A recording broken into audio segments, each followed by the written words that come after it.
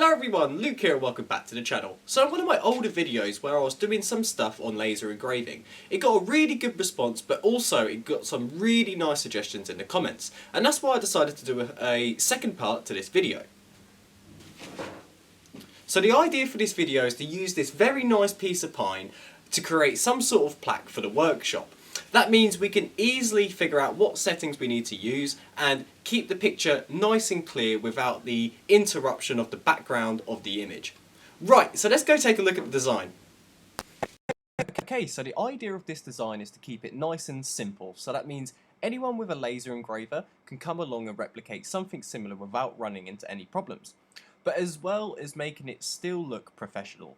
So it's actually going to be really easy to do this. All I'm going to do is grab a rectangle and stretch it to the size similar to what I want.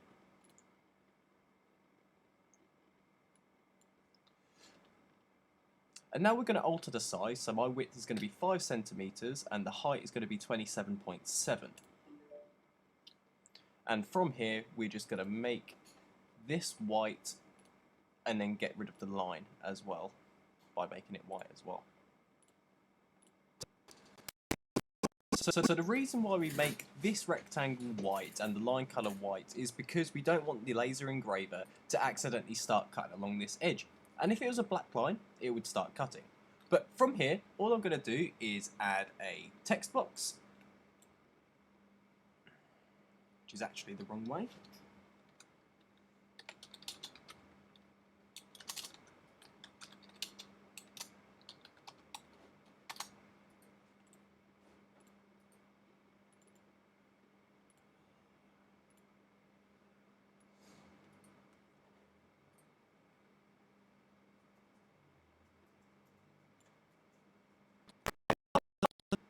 So now I've added my text, I just chose a nice font that I actually quite like. And on this second page right here, I've got two pictures which I'm going to add to it. One of which being a hammer, and the other one being a screwdriver. And line it up.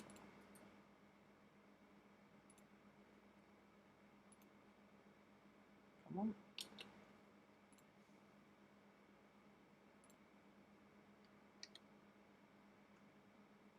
And then we place the other image on the other side. Right, so, and that is pretty much our whole design done. So all we're going to do is highlight it, then we're going to group them, and then we're going to export that as a JPEG. And once you've done that, once I've done that, I'm going to stick it on a USB and take it over to the laser engraving setup. Okay, so I've imported my design into the Vigo Works program, and I had to mess around with the sizing just a little bit, but I finally got it right. And what it's set at is 290mm in height and 50mm in width, which means it's going to fit on my piece of pine absolutely perfectly. So, the laser intensity is set at 25% and the speed of the laser is set at 460mm per minute. So that should be the right settings to engrave this perfectly.